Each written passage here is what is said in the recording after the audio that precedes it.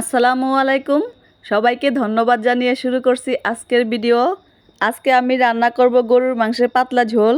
গরুর মাংসের পাতলা ঝোলটা কিন্তু অনেকে মজা করে রান্না করতে পারেন না।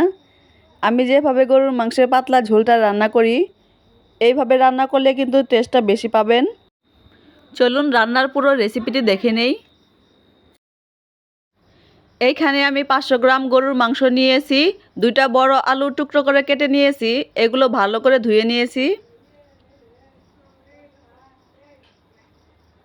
নিয়েছি 1 চা চামচ হলুদের গুঁড়া। এইখানে ধনিয়া সস, রাঁধুনি সস, মিষ্টি সস আর জিরা একসাথে গুঁড়ি করে নিয়েছি। 2 চা চামচ আমি মরিচের গুঁড়া নিয়েছি। 1 চা চামচ গরম মশলা গুঁড়া নিয়েছি। আরও নিয়েছি পেঁয়াজ বাটা 2 চা চামচ, আদা বাটা 2 চা চামচ, রসুন জিরা মিক্স করে বাটা নিয়েছি। দারচিনি, গোলমরিচ, লবঙ্গ, এলাচ, দারচিনি আর তেজপাতা। একটা বাটি নিয়েছি। বাটিতে মরিচের গুঁড়া, হলুদের গুঁড়া আর মিক্স সসের গুঁড়া দিয়ে দেব।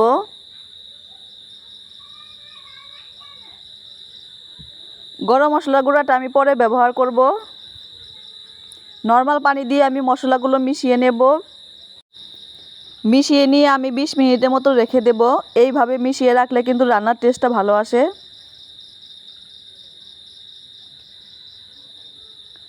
একটা পাতিলে সয়াবিন তেল গরম করে নিয়েছি। আস্ত গরম মশলাগুলো দিয়ে দেব। এরপর দেব পেঁয়াজ বাটা। এখানে কিন্তু আমি বাটা পেঁয়াজই ব্যবহার করব। এরপর দেব আদা, রসুন আর জিরা বাটা।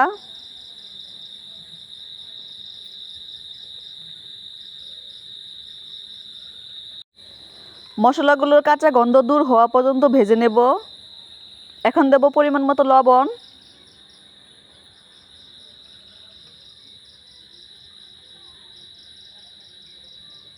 মশলাটা আমার ভাজা হয়ে গেছে। এখন মিশিয়ে নেওয়া গুঁড়ো মশলাগুলো দিয়ে দেব।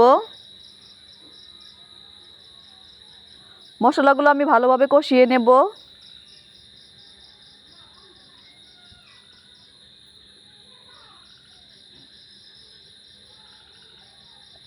মশলা কষিয়ে ভাজা ভাজা হয়ে গেছে। এখন গরুর মাংসগুলো দিয়ে দেব।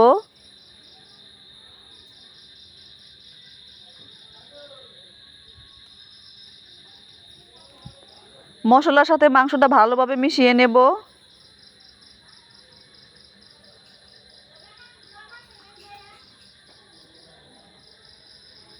এখন ঢাকনা দিয়ে ঢেকে মাংসটা ভালোভাবে কষিয়ে নেব।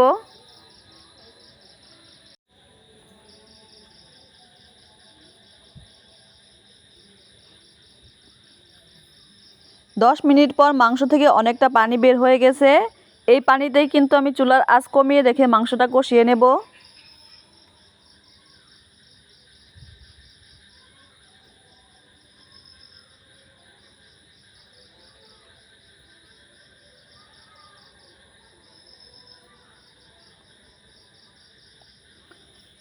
মাংস ভালোভাবে কষানো হয়ে গেছে। তেলটা উপরে চলে আসছে। এখন আমি আলুগুলো দিয়ে দেব।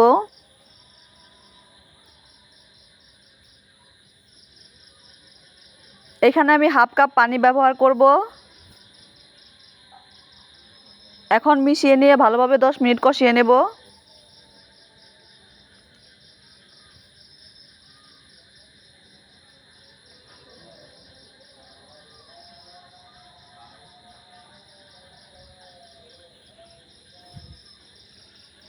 আলু আর মাংস কষানো হয়ে গেছে।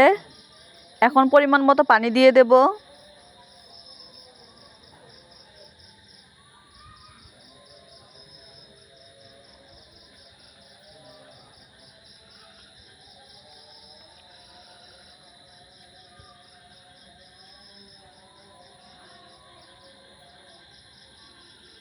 মাংস আর আলু ভালোভাবে সেদ্ধ হয়ে গেছে। পানিও অনেকটা শুকিয়ে গেছে। এখন গরম মশলা গুঁড়া দিয়ে দেব। গরম মশলা গুঁড়া মিশিয়ে নিয়ে আমি মাংসটা নামিয়ে নেব। যেহেতু মাংসতে আলু দেওয়া আছে, নামানোর পর কিন্তু ঝোলটা আরও ঘন হয়ে যাবে।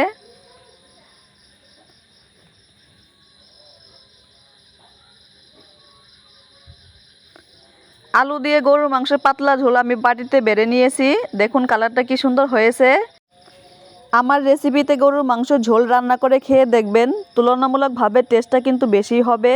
আজকের এই গরুর মাংসের পাতলা ঝোল আপনাদের কাছে কেমন লাগলো অবশ্যই আমাকে কমেন্ট করে জানাবেন। ভালো লাগলে লাইক কমেন্ট শেয়ার করতে কিন্তু একদমই ভুলবেন না। ফিরে আসবো নেক্সট কোনো ভিডিও নিয়ে, সে পর্যন্ত সবাই ভালো থাকেন। আল্লাহ হাফেজ।